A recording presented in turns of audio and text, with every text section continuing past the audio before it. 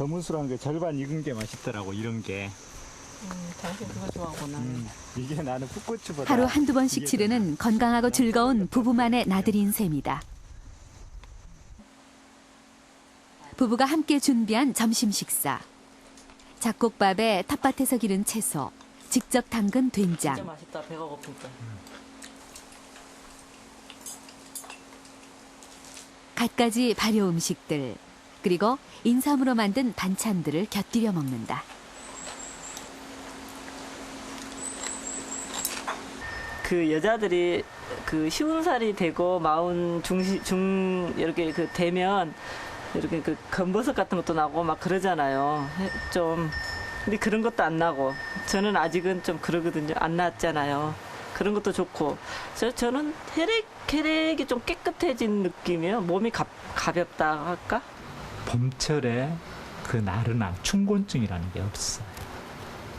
그래서 봄도 거뜬하게 이렇게 나는 그런 편입니다. 누구나 인삼 사포닌의 좋은 성분들을 똑같이 몸에 흡수할 수 있는 것일까? 10명의 지원자들을 대상으로 인삼 사포닌의 컴파운드 K 전환 능력을 검사했다. 즙을 한 3달 동안 먹은 적이 있었는데 그게 왜 먹었냐면 제가 감기를 너무 많이 걸려갖고 어머니께서 해주셨거든요. 근데 그걸 먹고 나서도 솔직히 별 효과는 제가 느끼기에는 없었던 것 같은데 농삼이 애들한테도 맞고 또 다른 거에 비해서 많은 유효 성분들을 가지고 있는 것으로 알고 있었거든요. 근데 그 좋은 성분들은 많은데 정말로 우리가 흡수가 되는지 안 되는지 알고 싶어서. 저 인삼을 먹고 그러면요, 그 다음 날 화장실에 가면 그 인삼 냄새가 많이 나더라고요. 10명의 실험 참가자들이 검사 하루 전 각각 3g의 백삼가루를 먹고 다음 날 아침 변을 채취하여 실험을 의뢰했다.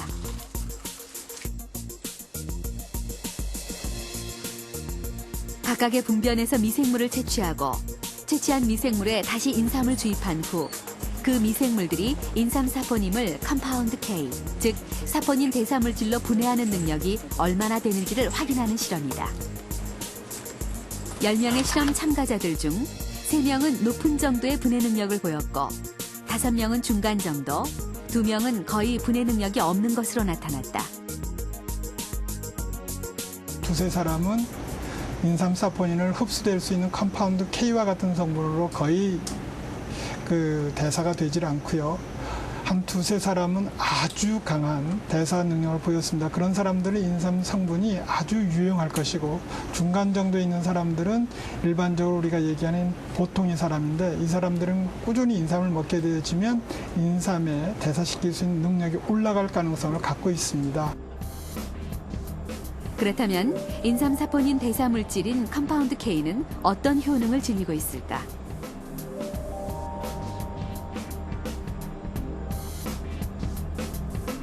이경태 교수팀은 컴파운드 K의 항암 효과에 대한 흥미로운 실험 결과를 발표했다.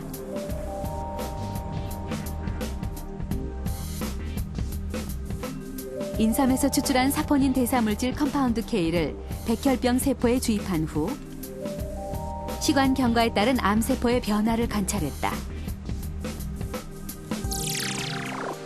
컴파운드 K를 주입하기 전 염색 사진에서는 죽은 암세포들이 거의 발견되지 않는 반면 주입한 후의 염색 사진에서는 죽은 암세포들이 형광색으로 화면에 나타난다. 컴파운드 K는 궁극적으로 정상세포에서 암세포로 변이가 되는 단계에서도 예방을 할 수가 있고요.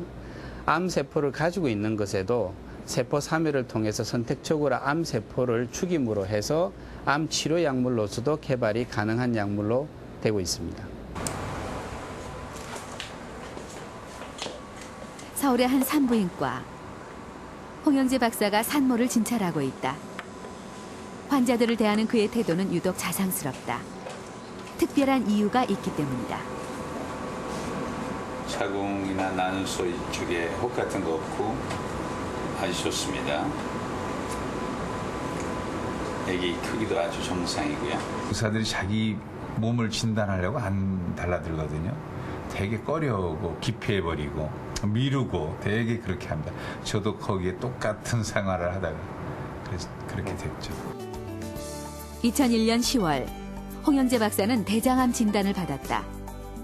그런데 며칠 후 또다시 신장암이 발견됐고 6차례 항암 치료를 받아야 큰 했다. 수술 받고 있는 동안에 집안 어른이나 또 친척이나 또 가족 또는 친구들 아는 사람들이 와서 예를 들어서 이런 뭐 좋은 거 또 좋은 약이다 하는 것도 다 지어오고 몇백만 원짜리도 갖다가 주기도 하고 그랬는데 일치 아무것도 못 먹었습니다. 지금은 완전히 건강을 되찾은 홍영재 박사. 홍 박사는 진료 시간 틈틈이 가까운 산에 오른다. 대장암과 신장암을 이겨낸 후 운동의 중요성을 누구보다 절감했기 때문이다.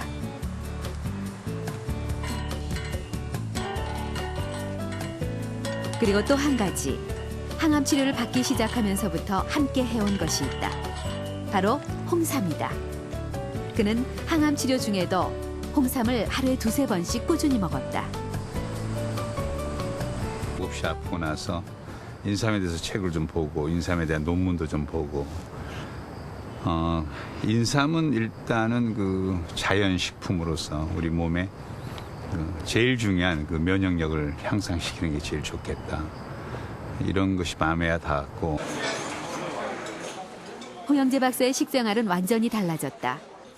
거의 매일 발효식품인 된장과 청국장을 먹고 잡곡밥으로 소식하는 습관이 생긴 것이다. 암을 예방하고 이겨내는 데 있어 무엇을 먹느냐가 매우 중요하다고 믿기 때문이다. 자연스러운 우리 항암 식품, 예를 들어서 마늘, 뭐 가지, 나물 같은 거예요. 토마토, 옥수수, 고구마, 감자 이런 것들이 생강 같은 거 이런 것들이 다 우리가 암을 이길 수 있는 식품 속에 들어가잖아요. 그 속에 인삼도 들어가는 겁니다. 사실은 인삼이 식품이잖아요. 약이면서. 그래서 그런 것들을 많이 섭취하는 것이 최고의 길이다.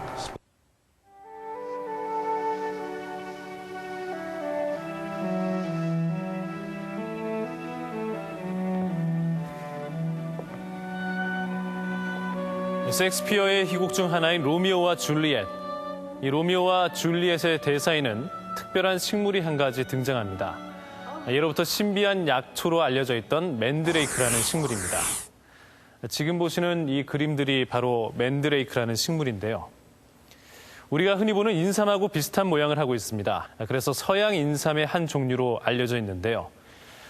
재미있는 것은 고대 그리스에서는 사랑의 사과로, 그리고 아라비아에서는 악마의 사과로 불려왔다는 것입니다. 이 맨드레이크가 남성과 여성의 사랑을 더욱 깊게 만든다는 의미 때문인데요.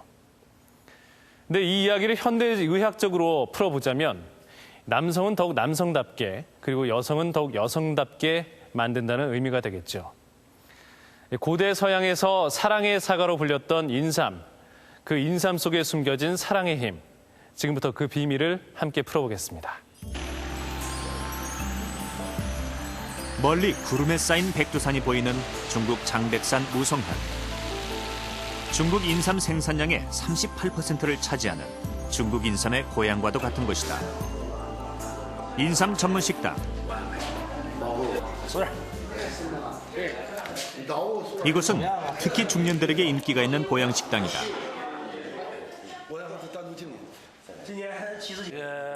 중국 사람들이 왜 이렇게 건강하겠습니까?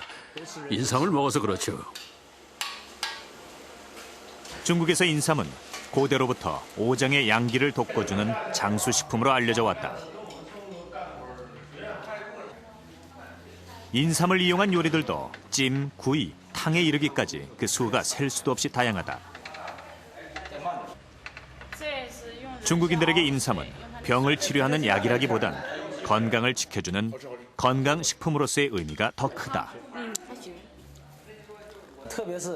겨울에 인삼을 먹으면 유행성 감기 같은 병을 예방하는 데 뛰어난 효과가 있다고 알고 있습니다. 독일 하노버 지방의 한 야외 카페.